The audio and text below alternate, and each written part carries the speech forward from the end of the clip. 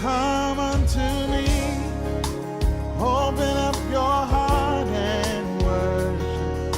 I am drawing you to me. Don't hesitate. C'est la vérité, on va se dire, n'est-ce pas? Donc, il ne faut pas être choqué. Je n'ai rien contre la femme. Tout à l'heure, on va passer aux hommes.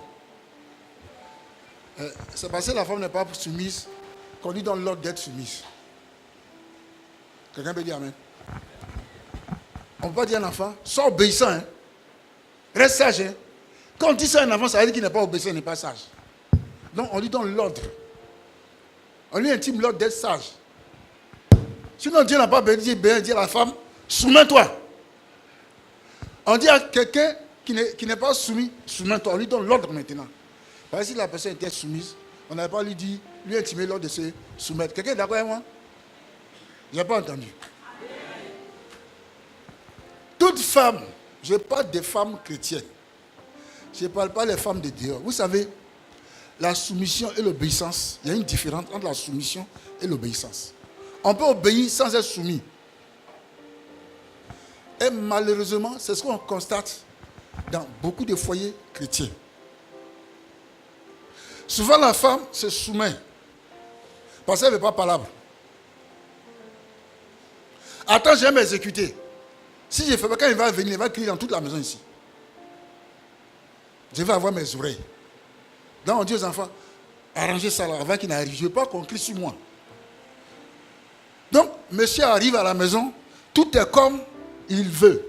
Le grand patron. Tout est en ordre. Là, il ne crie plus. Il trouve que les gens sont obéissants. Mais s'ils sont soumis. On peut obéir par peur d'être réprimandé, par peur d'être malmené, par peur d'être exposé. On peut obéir dans la crainte. Ça, ce n'est pas la soumission. Elle n'a pas envie de faire ce qu'on lui demande. Mais elle le fait pour ne pas avoir de problème. Et quand c'est comme ça, c'est grave. Elle fait tout par force. Pas par volonté propre. Pas par plaisir. Le Saint-Esprit n'est pas là. Dans cette maison-là, vous ne pouvez pas prier.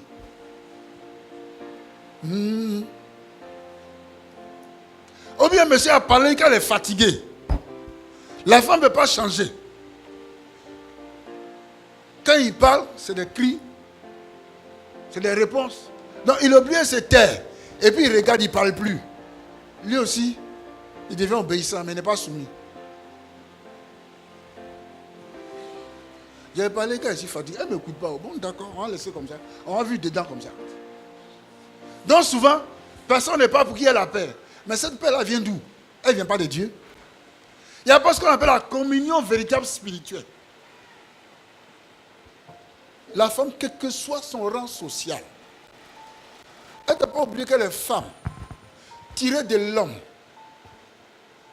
Elle n'a pas oublié qu'elle est qu'une côte. Et une côte qui a tellement d'importance. Qui a tellement d'importance. Imagine un être humain en train de se promener avec une côte en moins. Une côte en moins. Tout le monde a été à l'école ici, on connaît la cage thoracique.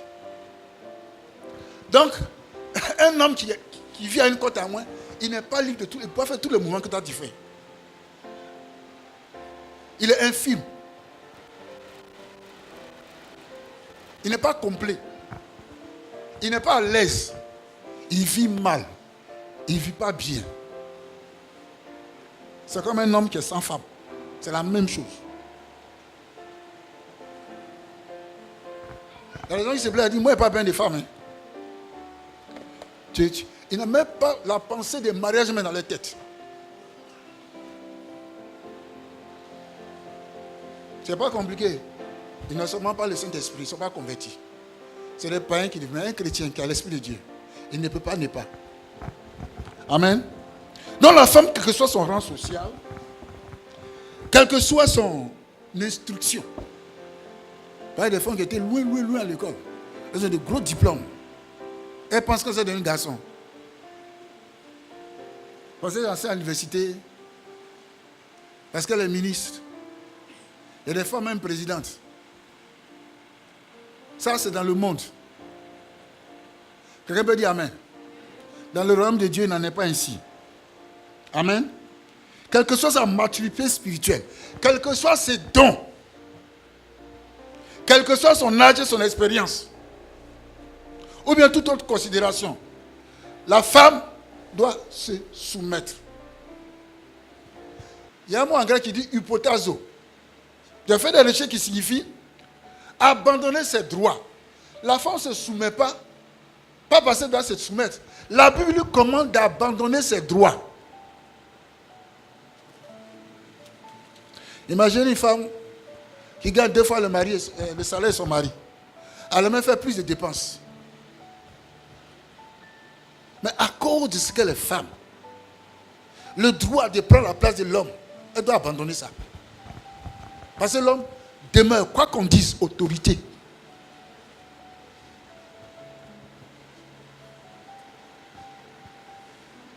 Je connais un couple d'amis comme ça.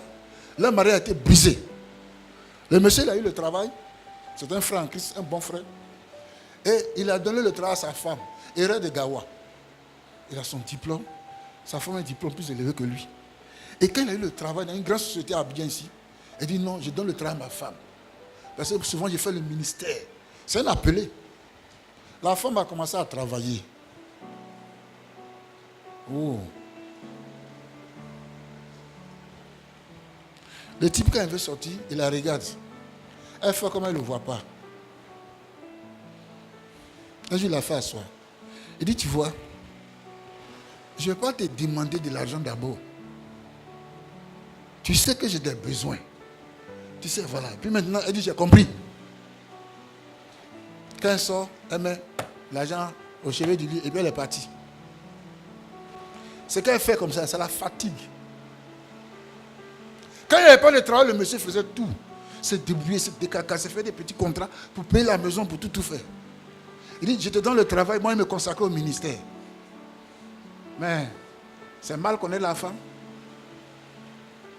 Un moment, il a arrêté. Il dit, mais pourquoi tu as dit, mais c'est quoi? Toi, il faut te débrouiller comme tu te débrouillais avant. C'est pas parce que j'ai un salaire. C'est moi qui paye la maison maintenant. C'est moi qui paye, c'est moi qui paye, c'est moi qui paye. Tu veux quoi encore? Tu dois t'entretenir encore. Quand elle est venue me voir, il lui a fait ça. Alors, il lui a dit, fais le travail et puis tu as fait le ministère. Il dit, non, le ministère est trop important. Le ministère est important, le foyer aussi est important. Si ça ne va pas dans le foyer, tu vas faire le ministère comment? Tu as donné pouvoir à la femme là. Ça ne l'est plus à la maison. Il est là, il n'a pas d'argent.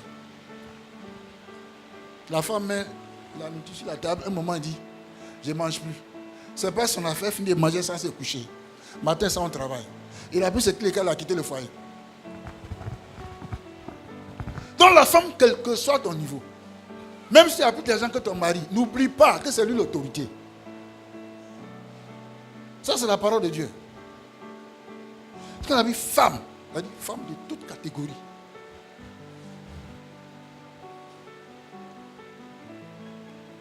Le Seigneur te demande d'abandonner tes droits, de te soumettre.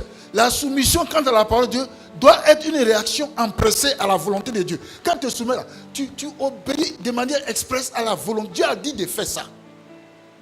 Je vais jouer mon rôle pour voir ce que Dieu va faire. Vous savez, quand quelqu'un fait la volonté de Dieu, quand il fléchit les genoux, la réponse descend. L'homme là, il est méchant. Mais, à cause du Seigneur, je ne parle pas. Lui, il va régler toutes choses pour moi. La femme là, vraiment. Mais comme Dieu sait, il va m'aider. Et puis on s'en va prier. La soumission selon le Seigneur, c'est une réaction pressée à la volonté de Dieu.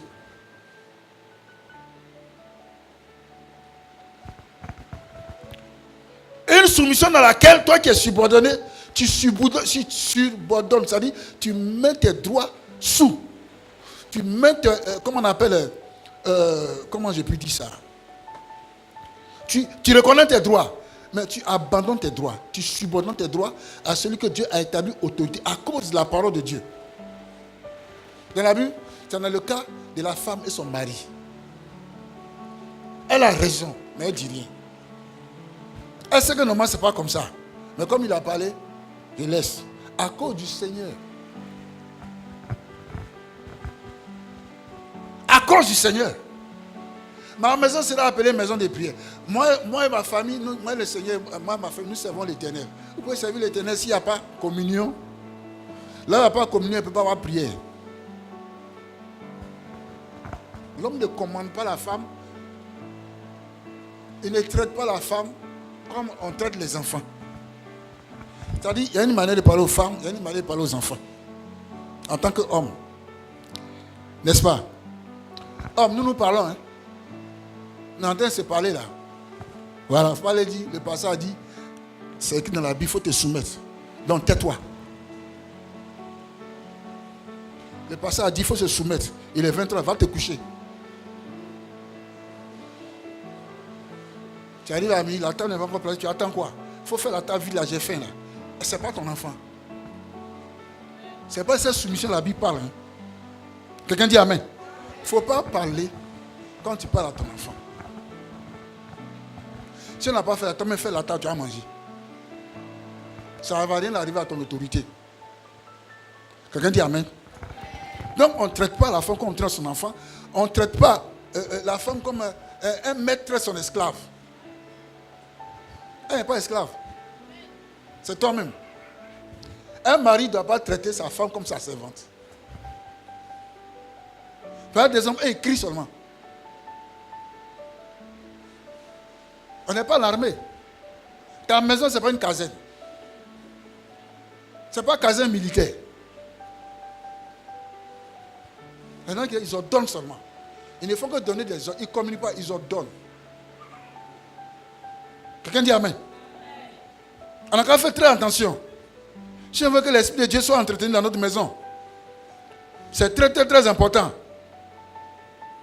Dieu a donné la responsabilité à l'homme, à toi homme. Dieu t'a donné une responsabilité. Ta responsabilité principale de chef de famille. Tu es le chef. Amen. Tu es le mari, tu dois aimer. Alléluia. Tu dois aimer la femme, tu dois aimer les enfants. Aimer là, ça veut dire quoi? Je ne te dis pas, il faut aller tous les matins les embrasser comme ça pour dire que tu les aimes. Si tu les aimes, ils vont sentir ça. Quelqu'un peut dire Amen? Quand ton mari t'aime, tu sais, non? Il peut avoir des comportements, mais au fond, tu sais qu'il t'aime. Il peut être un peu méchant, de temps en temps, mais tu sais qu'il t'aime. Ta femme peut faire des conneries dans la maison, tu vas te fâcher. Mais au fond, tu sais qu'elle t'aime. Ça là, c'est des choses qu'on sent, on sait. Donc son devoir, c'est de protéger, c'est de servir. Servir sa femme, ses enfants, avec les moyens qu'il a.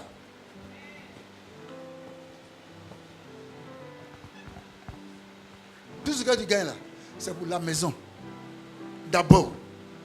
Madame, et puis les enfants d'abord. Pour les besoins. Pour les besoins, mais pas pour les désirs. On écoute, hein. Laissez les amens et puis écoutez. Pour les besoins de la maison, pas pour les désirs. Il y a des besoins spécifiques à la maison. Des besoins. Des véritables besoins. Des dépenses ponctuelles à la maison. Papa doit assurer. Mais votre désir là, il n'est pas dedans. Tu vas avoir un iPad de 300 000, il n'est pas dedans. Tu vois le dernier pas à la mode, lui, il n'est pas dedans. Il achète là où sa main arrive. Les femmes, on est d'accord? Parce que quand l'homme ne satisfait pas vos désirs, là, vous dites, il n'est même pas. Aïe. Il ne t'aime pas. Tout ce qu'il fait dans la maison, ce n'est pas preuve d'amour. Mais comme il n'a pas acheté, c'est comme en cas de désir. On va arriver plus loin, on va comprendre ça.